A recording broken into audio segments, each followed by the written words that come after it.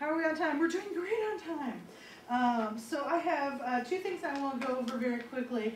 One of them is report writing. What do we put in our reports?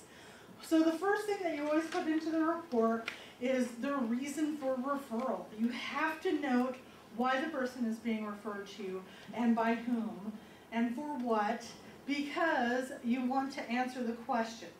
That's the first thing and that's the last thing. You want to answer that, you've got to put that as your very first thing, and then at the end of the report you want to put it as your beginning of your conclusion section, is restating why you're doing the testing in the first place. And then your procedure section. In your procedure section, you really want to note everything that you did, including every record that you looked at. So if you got records from the doctor, if you got records from parole, if you got records from a recent physical, whatever, you want to write those. Previous psychological evaluations, gold.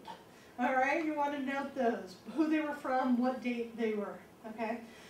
Then you want to list all of your procedures. Then you want to list all of your collateral contacts. If telephonic interview with Miss Jones, Mr. Jones's mother on this date. Right? So you want to list all of that. After that, you really want to get a really good background history. Now, I usually put, just before background history, a statement of confidentiality that I reviewed consent. The person either signed a consent form, they were able to communicate. I also want to make a statement if they were a good historian or not. Sometimes a person isn't a good historian, and I always want to put that on the first page to orient the reader to my report that there might be some confabulation or deception going on. In your background history, I always like to use sections. Now there's two different ways of writing a report. One is just a huge narrative.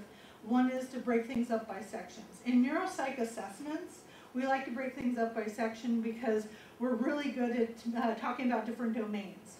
So if you break things up by section, the first section being developmental history, the second section being academic history, medical history, mental health history, substance abuse history, legal history, work history, etc. And you go down the line, then you can always refer back to that section if pertinent for the rest of your report. Right? It gives the reader a good section, because if someone, say you only want to know about this guy's substance abuse, you're reading a report from another professional, you want to know what's his substance abuse like. You don't read a 3-page narrative to try and figure out. And I know a lot of people really like the chronological way of writing, so they just start like this flowy 3-page narrative. This guy was born in Sacramento, and he had a horrible childhood, and then he started drinking, and then he went to school, and he kept on drinking, and that's not conducive for a good report, all right? It just isn't. Not if you want anyone else reading it. So keep things in sections, keep them neat and tidy, and remember, it doesn't matter how good an advocate you are, you have to be a scientist first. You have to be a scientist, you have to write from an unbiased perspective, because that's the best way you can advocate for the person in front of you. Because if you're called to court, and in your report you talk about how this guy suffers, and how he's really having a hard time of it, and you really use this flowy language and verbiage, what will happen is you will look like you are his buddy, his friend. And you will now start looking like you're biased. Like you've got an agenda to try and get this guy help. That might be the case. You might really, really want to be an advocate for this guy, but the best way you can is to write very clearly, very concisely, this is what's going on. All right? I hate the word suffering, as my students can tell you.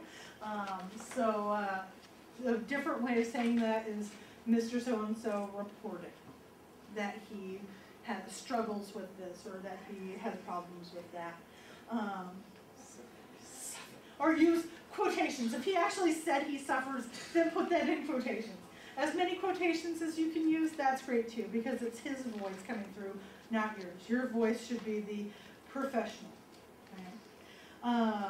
With regard to developmental history, I always like to see developmental milestones, birth, in utero exposure, and any childhood trauma, especially head injuries.